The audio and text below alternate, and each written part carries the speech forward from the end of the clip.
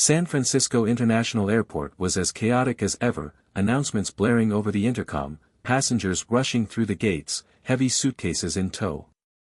Omar Qasim had just disembarked from a long flight from Chicago, a little tired but relieved to be back in California. He wasn't one to complain, life was pretty good for Omar at 38. As the co-founder of a fast-growing cybersecurity company, he was starting to make a name for himself in the tech world. But here, in this sea of people, Omar was just another passenger, or so he thought. That is, until he noticed the presence of Officer Grant Kearney. Standing near the entrance to the customs area, Kearney had his arms crossed, his eyes fixed on Omar with suspicion. Omar knew that look all too well. A white man in his late 40s, in a standard TSA uniform, nothing special, except for the way he was watching Omar intently, as if he were a suspect.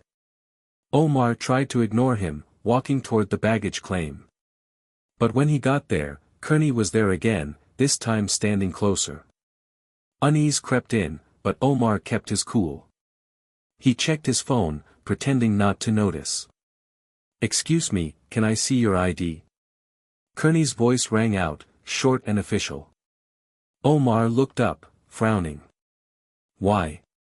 "You've been standing around here for a while," Kearney replied, his eyes never leaving Omar. "Like everyone else, I'm waiting for my luggage," Omar replied, trying to keep his voice even. "Just show me your ID," Kearney insisted. Omar considered. He could easily have just handed over his ID, done as asked, and hoped it would be over quickly. But he also knew he had the right to ask why. "Is there a reason you asked me to do this and not someone else?" Kearney stiffened slightly. "You fit the description of the person we're looking for." "Really? What's that?" Omar asked, crossing his arms.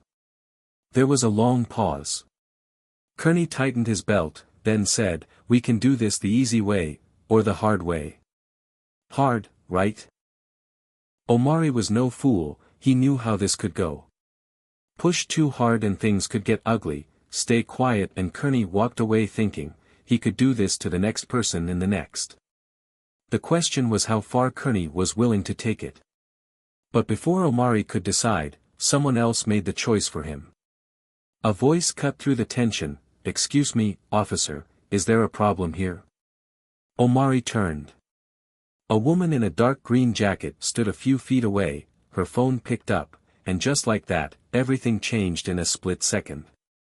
Officer Kearney hesitated, his stance stiff, his gaze flicking to the woman holding the phone. Omari recognized her immediately, Miriam Cho, award-winning journalist, investigative reporter, and the last person any law enforcement officer would want on tape. She didn't put the phone down. "I just want to make sure things are fair here," she said, her voice calm but firm. Kearney exhaled sharply, like an inconvenient fly had just entered his space. He turned back to Omari, his exasperation evident on his face. "Sir, I'll ask you one last time, show me your ID." Omari held his ground. "You still haven't told me why," he said, keeping his voice even. "And if I do fit a description, you'll have no problem explaining what that is." The energy in the terminal had changed. The background noise of baggage claim, the hum of conveyor belts, rolling suitcases, and distant chatter, faded under the weight of the growing silence. Other passengers began to notice, a middle-aged black man in a navy hoodie, a bright-looking young woman with red headphones around her neck, a white couple near the baggage carousel. They were all watching now. Some discreetly pulled out their phones. Kearney felt it, his fingers twitched at his belt near his radio. He had the choice to retreat or escalate. His ego wouldn't let him choose the former. He reached for Omari's wrist. "Okay, back up." But Omari had already taken a step back, his hand raised just slightly, not aggressively but clearly. "What are you trying to arrest me for?" Miriam's voice rang out again. "You might want to reconsider, officer. You have about 6 body cameras on you right now." Kearney's head whipped toward her, his expression shifting from authority to exasperation. Ma'am, this is a law enforcement matter, stay away. Miriam didn't blink. It became a public issue the moment you picked him for no reason.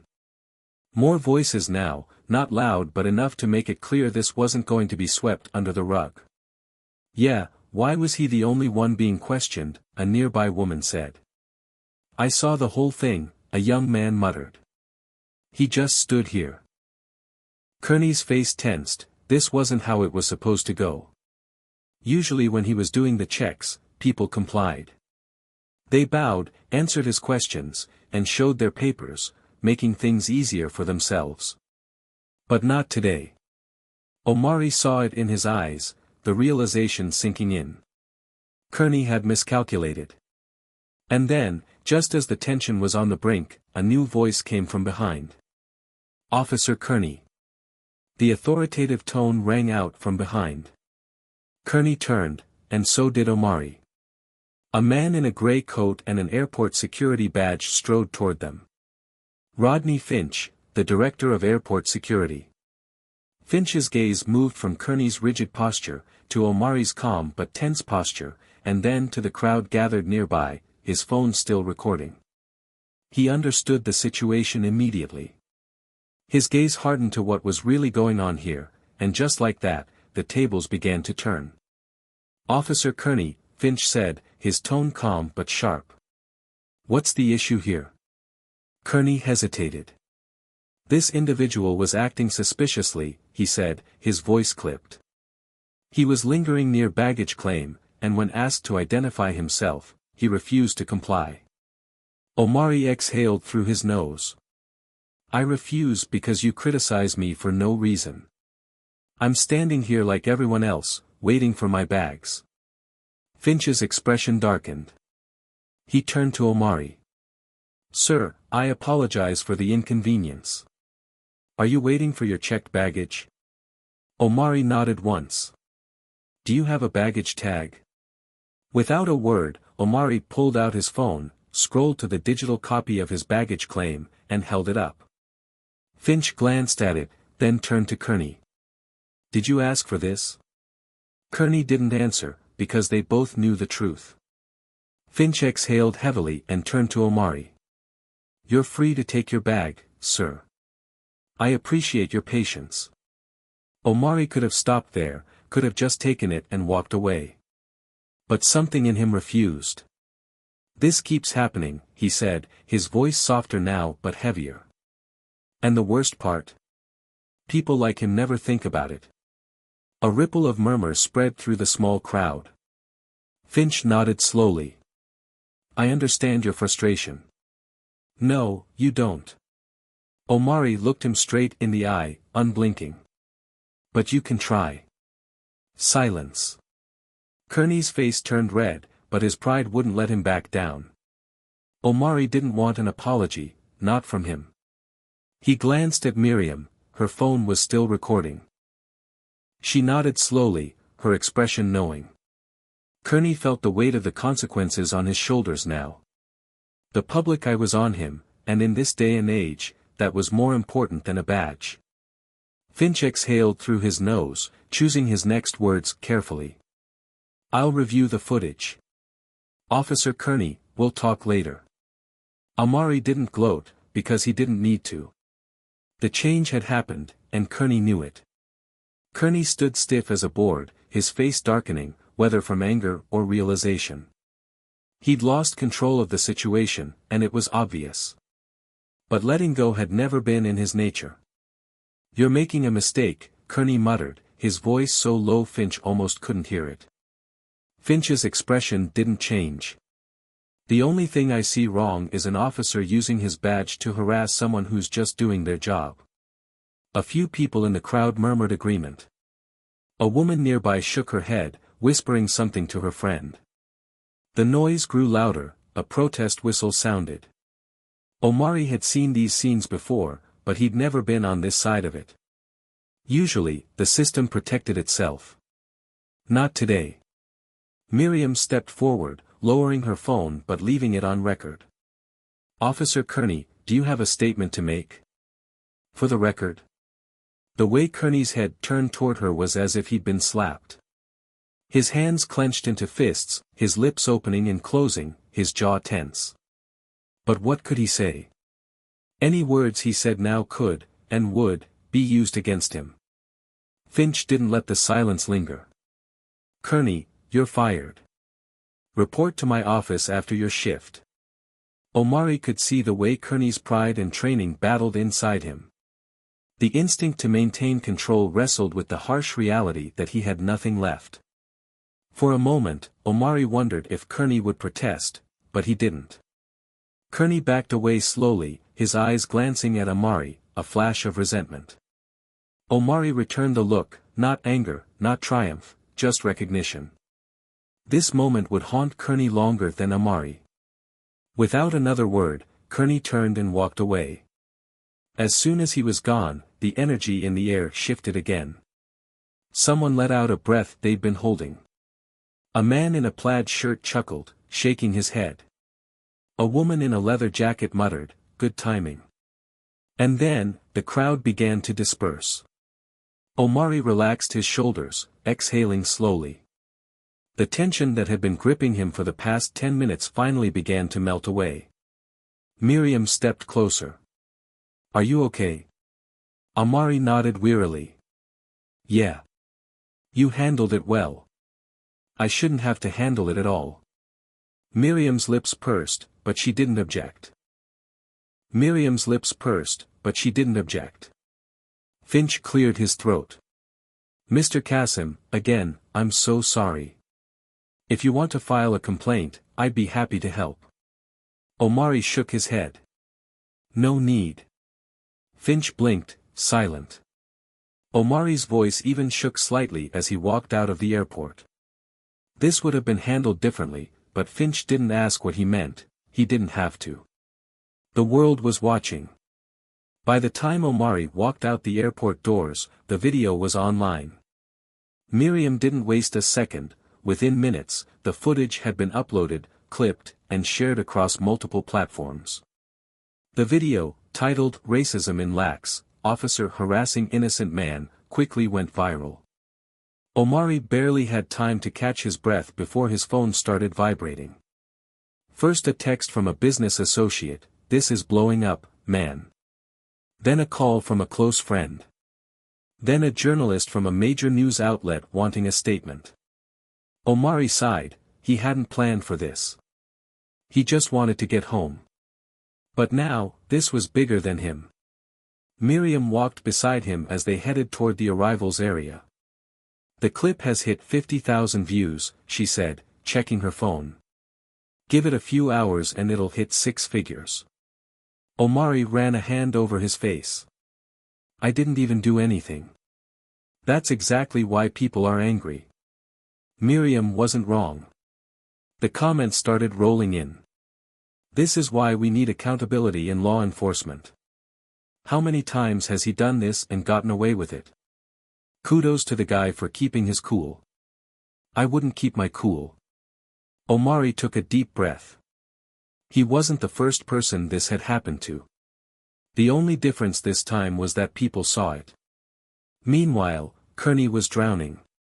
The police department issued a statement within the hour, calling the incident deeply disturbing and promising an internal review. But that wasn't enough to stem the outrage. Reporters began digging into Kearney's past. The next morning, someone found 2 previous complaints against him for excessive force, both of which had been swept under the rug. Now, they were back. Light. Omari's phone kept ringing. Some wanted interviews, others wanted to sue. Civil rights groups drafted statements. And then the real fallout hit. By midday, Officer Grant Kearney had been suspended, pending an investigation. Omari stared at the headline on the screen, but he didn't feel relieved or satisfied. No, not really. Because he knew what was coming next. The police union would fight for Kearney. Some news stations would try to spin the story. People online would argue about what Omari could have done differently. And Kearney would probably show up in another department, just a few towns over. And so it would go. Miriam sat across from him in the airport cafeteria, watching him carefully. "Are you okay?" Omari tapped her phone on the table, her eyes still glued to the screen. "This changes things." Miriam raised her eyebrows. "How?" The way Omari met her eyes, determined. "Because now I have to decide what to do next." The power wasn't just in the video. It was in the choice. And this time, he wasn't going to let it slip away. Omari sat there, her phone screen lighting up with new messages.